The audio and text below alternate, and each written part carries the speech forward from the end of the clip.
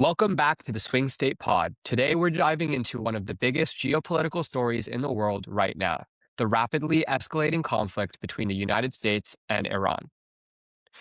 A decades long tension. The roots of today's war trace back decades. Iran and the United States have been locked in a cold to hot relationship since the 1979 Islamic Revolution, where Iranian students stormed the U.S. Embassy in Tehran and held 52 Americans hostage for 444 days. That event shattered diplomatic ties, and the two nations have not had formal relations since. For decades, the central flashpoint has been Iran's nuclear weapon program. In 2015, after years of painstaking diplomacy, the Obama administration and five other world powers struck a landmark deal, the Joint Comprehensive Plan of Action, the JCPOA, which froze Iran's nuclear program in exchange for sanctions relief.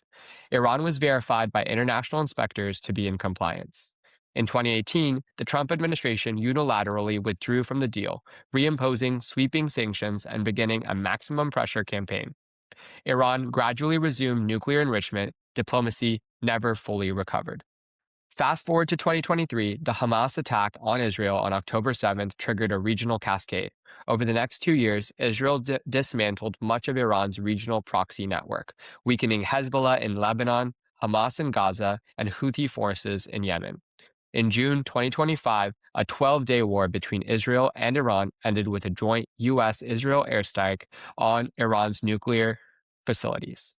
Then, in late December 2025, massive nationwide protests erupted inside Iran, the largest since the 1979 revolution, driven by economic collapse, currency freefall, and years of authoritarian repression. The Iranian government responded with brutal force, killing thousands of its own citizens. In February 2020, U.S. Treasury Secretary admitted Washington had deliberately engineered a dollar shortage to accelerate Iran's economic crisis. Indirect nuclear negotiations were held in Oman in early February 2026, with mediators reporting significant progress, but talks ultimately stalled.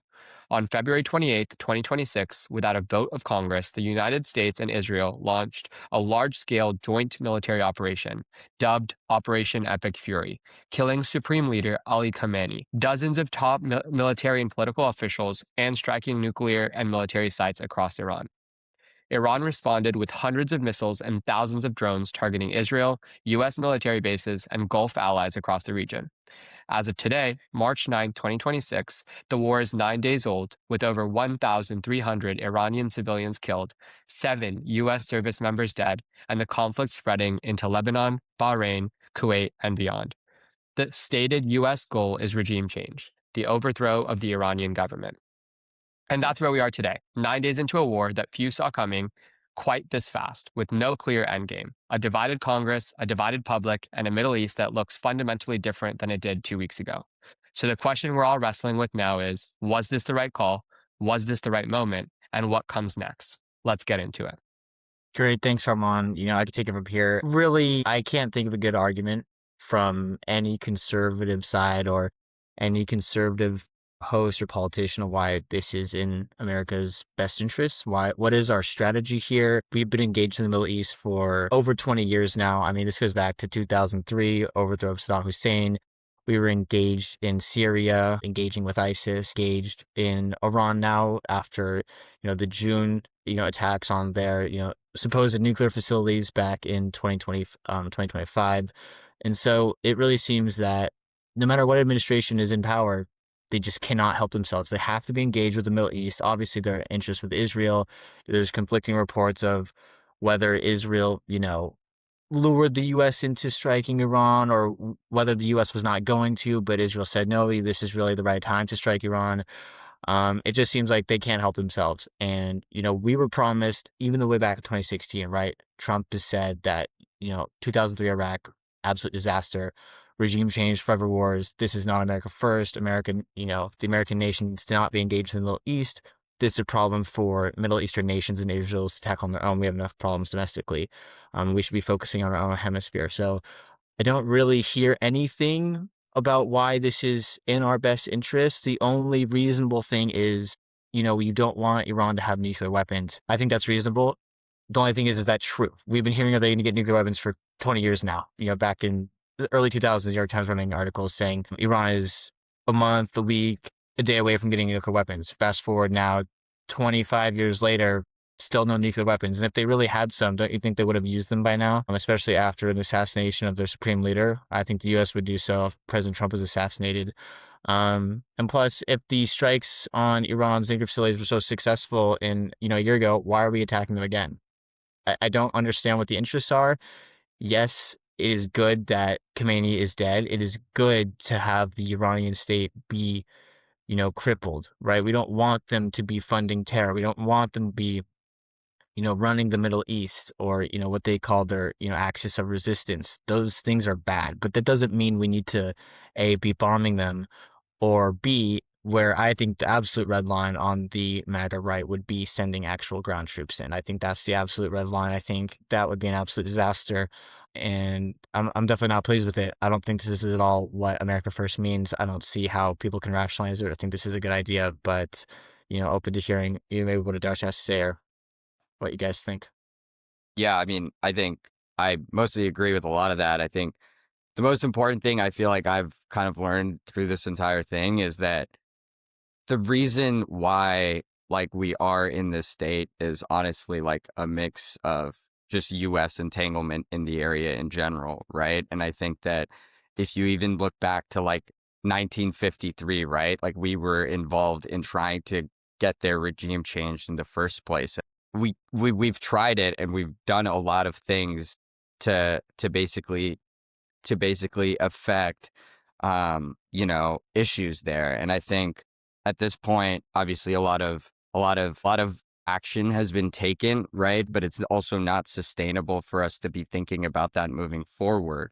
We really need to be thinking about a little bit more of like a permanent cycle.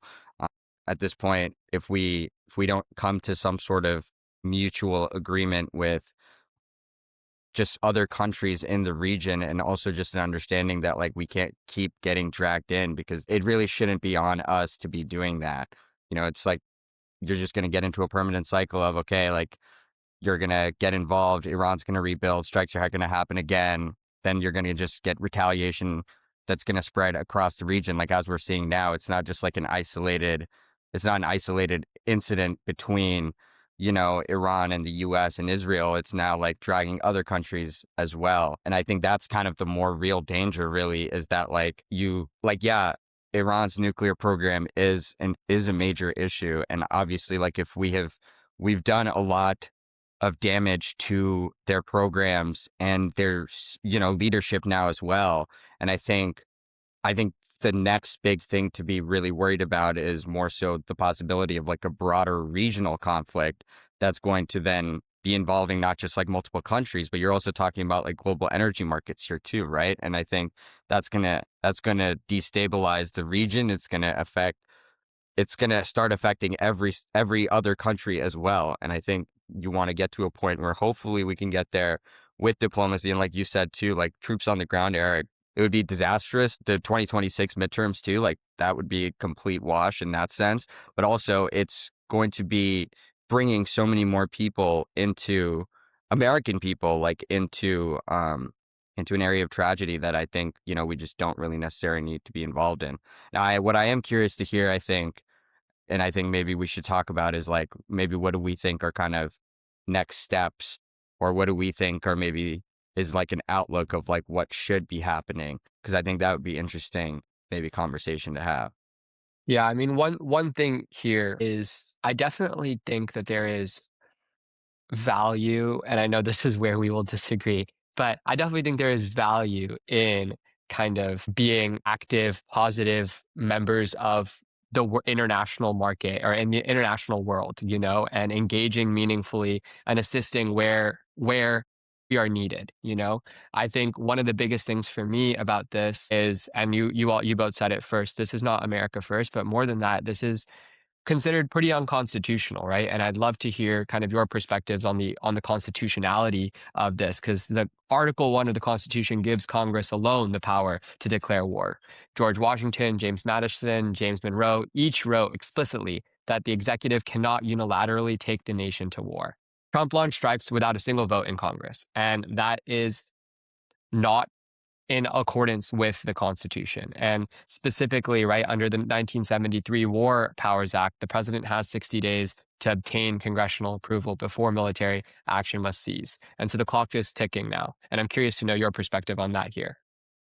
Yeah, I think the argument that the administration is going to rely on is just under Article 2 and the fact that they would consider this to be not a war, right? This is the famous phrasings of limited strikes, it's a limited engagement. This is technically not a war, so under Article 2, you technically don't need Congress we don't need Congress currently, right? And, under the 73 war powers, you need to give Congress, I think it's 48 hours notice of an impending strike. And I think you're allowed to engage with these type of limited strikes up to 60 days until then or after you're going to need congressional approval, which is I'm definitely a fan of, right? We don't want just the chief executive, bombing stuff perennially, right? We do want some congressional checks on that. But right now, I'm not going to go so far as to say it's illegal because we've done this for, like I said, 20 years. I'm not going to say that's bad, right? Obviously, we should kind of rein that in, but that's on Congress. They tried to pass a new War Powers Act for this specific engagement. Obviously, it failed on party lines, I think. Maybe one dissent, I think it was Rand Paul in the Senate, maybe Massey in the House, but definitely still legal, in my opinion, under the laws right now that we're governed by. But that's not to say, right, like I just said, that maybe Congress should reassert a little bit more of its power in kind of reining in the president's military force here. Is that going to happen? I don't think so. I think they're all going to, I already saw the vote. They're already falling in line. But yeah, wouldn't go so far as to say that's illegal, though.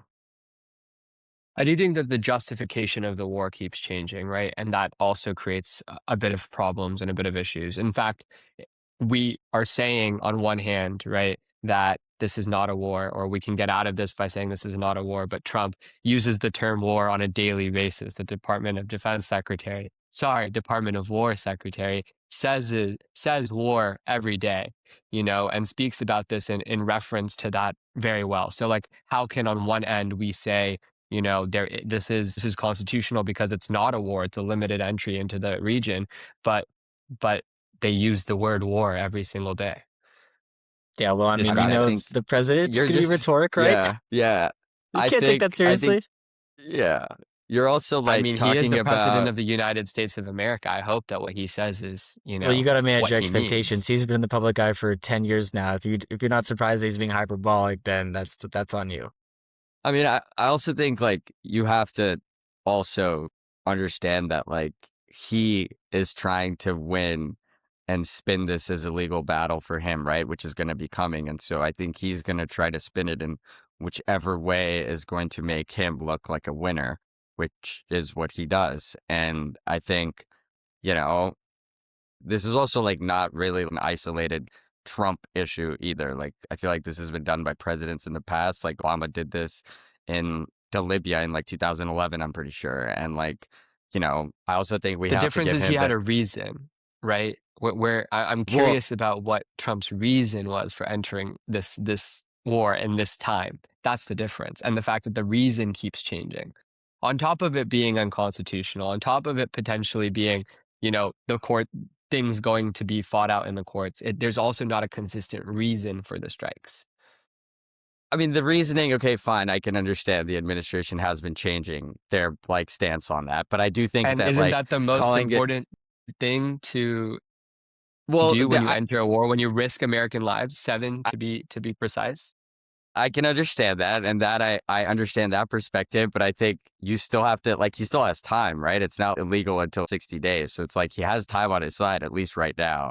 And at least for what it seems like he announced earlier today, he does think the war will be ending pretty soon. So if that's the case, then I don't even think we'll get to the 60-day mark and we'll be fine.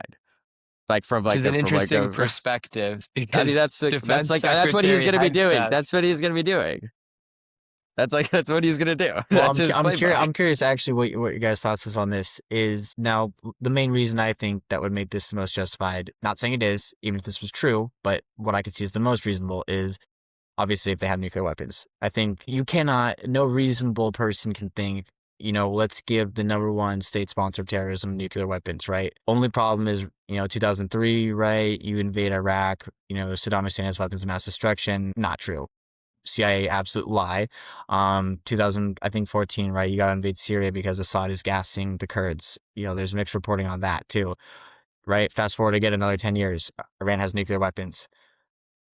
Is that going to be true this time? Again, the reporting is off. Even, Tulsi Gabbard, Director of National Intelligence, she's saying, those strikes back in a year ago didn't really do much to obliterate Iran's nuclear component. But then again, it's been like 25 years. But then again, we also hear conflicting reports that they're enriching, uranium past, your civilian grade, which is what you need for energy, not, an actual, missile or weapons grade, a nuclear missile, crude missile device. Curious if that were true, would this be justified? And do you even think that they're even close to a nuclear weapon, realistically?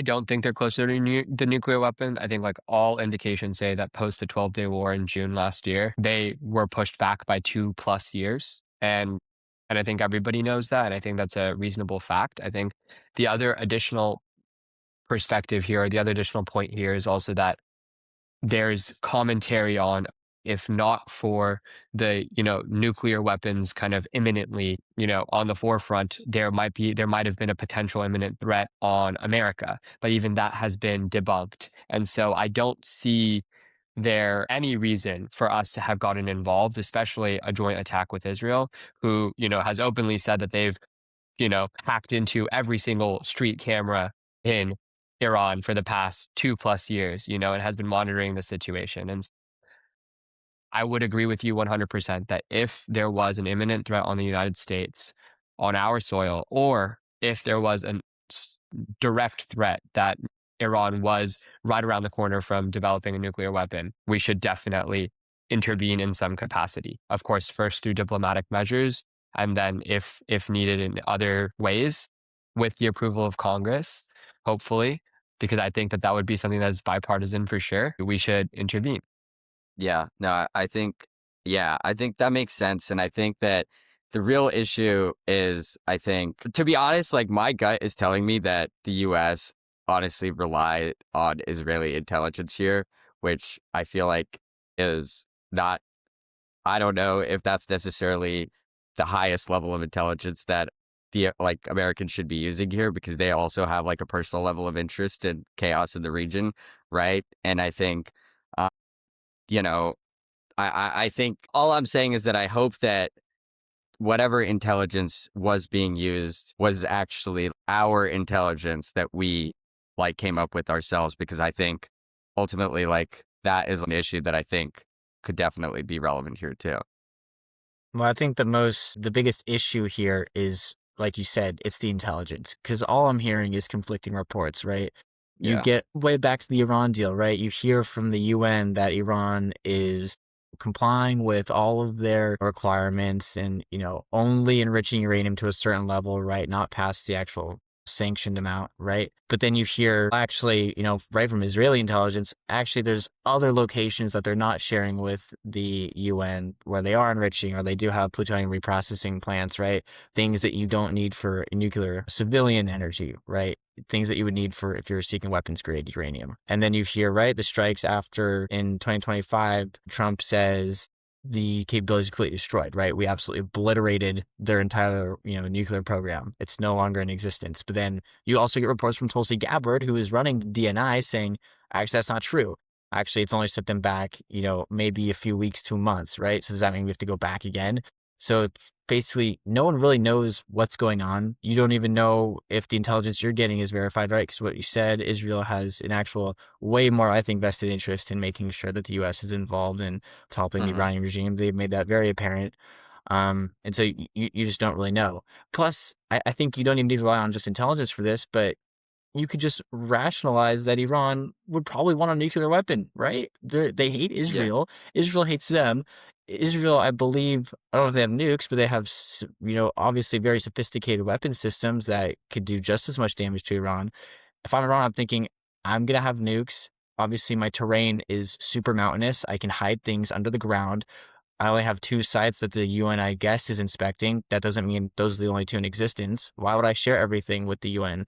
if I'm actually trying to not trust my opponents, right, the US and Israel. So it's just very hard to even make a decision when you don't even know what's really true at this point. So again, I don't really even have the real answer. I don't think anyone does at this point, but I definitely think doing this wasn't actually a step in the right direction. So Looking forward here, in the next 10 days, 30 days, 100 days, 60 do you days. Cut force off at 60. Yeah. 60 days? Yeah. Yeah. 60 It's days. legal. 60 is legal. What do you foresee here? Because on one end, Trump is saying that unconditional surrender is the only acceptable answer and the only acceptable end for this war. On the other hand, he does have a time limit Yeah. with the 60-day marker, and the American people pretty generally don't support this war as well. And like we discussed earlier, there's midterm election implications here. So what are your thoughts on what's next?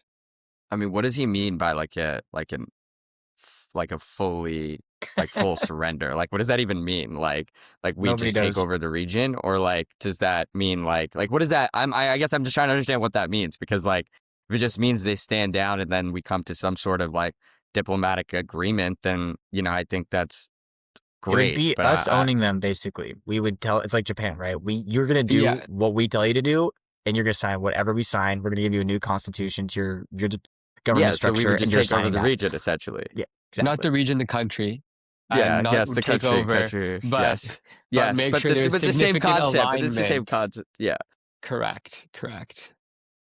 Yeah, I don't think you get there without boots on the ground. Really hope yeah, it's not go that far.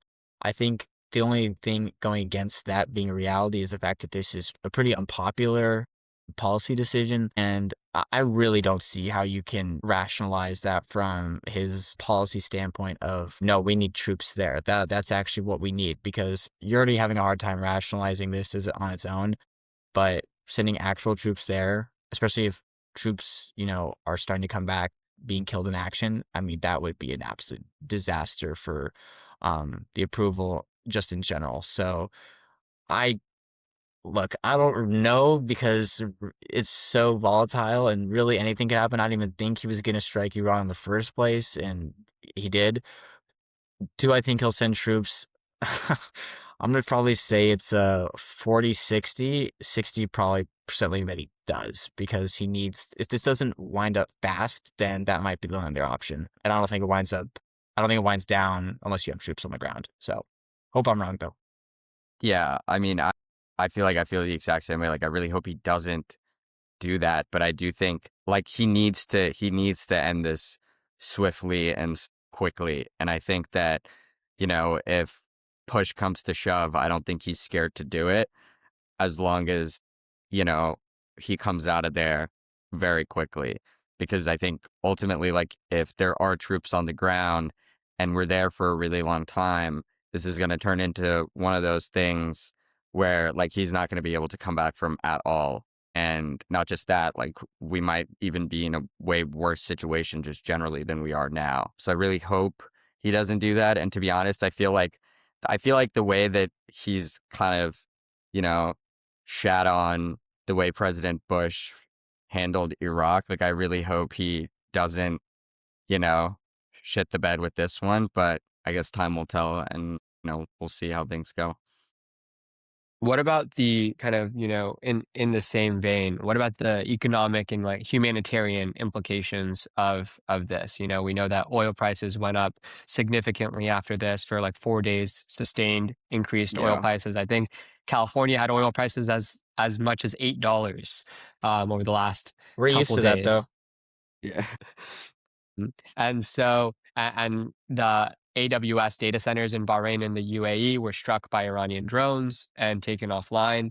And so there are quite a few implications here outside of, just, American troops on the ground and of our, individual affinity to this situation, just generally globally with the travel industry at a halt in the region as well. It could be an $11.7 trillion problem. So any thoughts on this? Yeah, I think, economically, right, we talked about this last time. The number one issue to voters is affordability. Can I afford groceries? Can I afford gas? Obviously, if there's a huge, spike in the price of oil, right, naturally eventually trickle that down.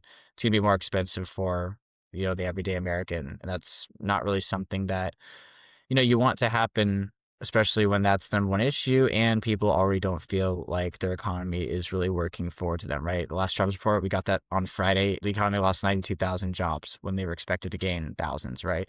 So from an economics Who was standpoint, expecting them to gain thousands? just general market participants. Okay. Yeah, yeah. The typical banks, right? But from an economic standpoint, I wouldn't say this is in the best interest of the U.S. And then I think we're all forgetting, right? The main problem, if you go all the way back to 2015, right? The Syrian civil war. You remember the refugee crisis this created, not just for the U.S. but for Europe in general, and all the repercussions and complaints that a lot of the right wing parties were saying during that time, and that actually led to a lot of gains for right wing parties across Europe and the U.S. I remember when Trump was campaigning on this as well. Well, if we do this again, what do you think is going to happen?